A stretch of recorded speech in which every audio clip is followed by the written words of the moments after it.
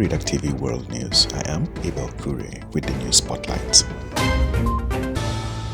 West African leaders on Saturday have agreed to uphold the suspension in Mali. The leaders, who met at a summit in Ghana, which was aimed at charting the roadmap for the launch of a single currency in West Africa by 2027, had, while discussing Mali's political crisis, upheld the suspension following the coup that toppled the country's transitional government in late May. The 15-nation economic community of West African states decided that more monitoring was needed before the lifting of Mali's suspension. Although the junta leader Colonel Assimi Goïta has since been sworn in as president and activist Choguel Maïga as prime minister, the summit did not lift its ban on Mali despite noting positive developments. Goïta has vowed to stick to the old transition schedule, which prescribes for election and a return to civilian rule in February 2022. A former Liberian rebel commander, KOSIAH, has on Friday been sentenced in a Swiss court to 20 years in jail for killings, rape, and an act of cannibalism.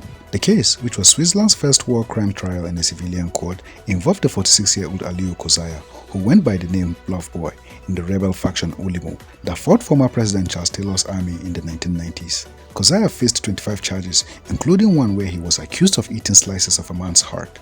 He was arrested in 2014 in Switzerland, where he had been living as a permanent resident. According to the Swiss court, the 20-year sentence was the maximum it was allowed to give under the Swiss law, even as deportation from Switzerland was also ordered for a period of 15 years. The court also ordered KOSIAH to pay a compensation to 7 plaintiffs.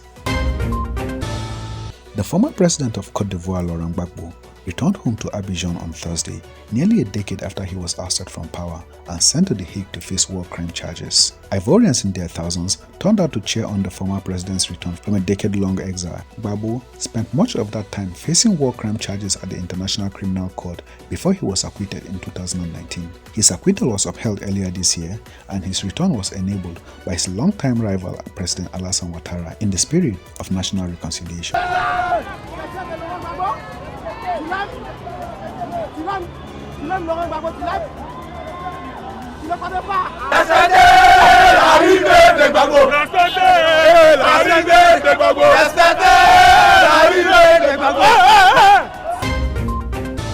Israeli new government has approved an official inquiry into a stampede in April which killed 45 people and injured dozens at a Jewish pilgrimage site.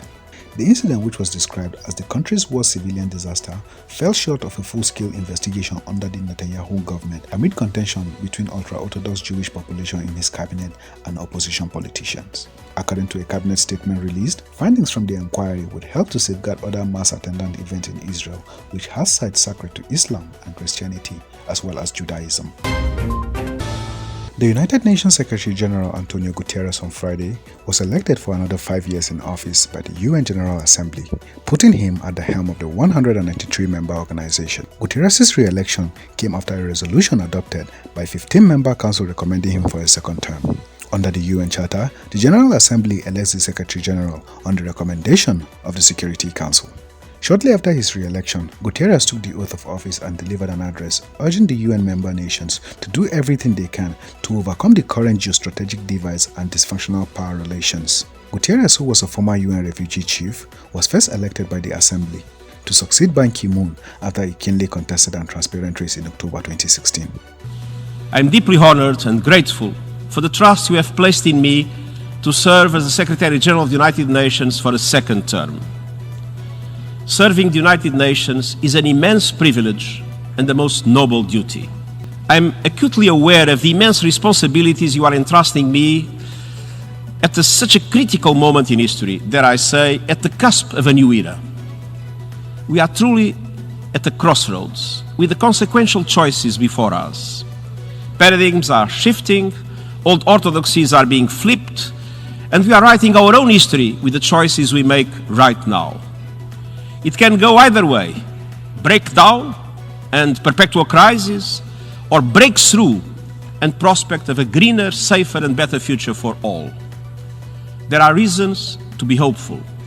The pandemic has revealed our shared vulnerability, our interconnectedness, and the absolute need for collective action.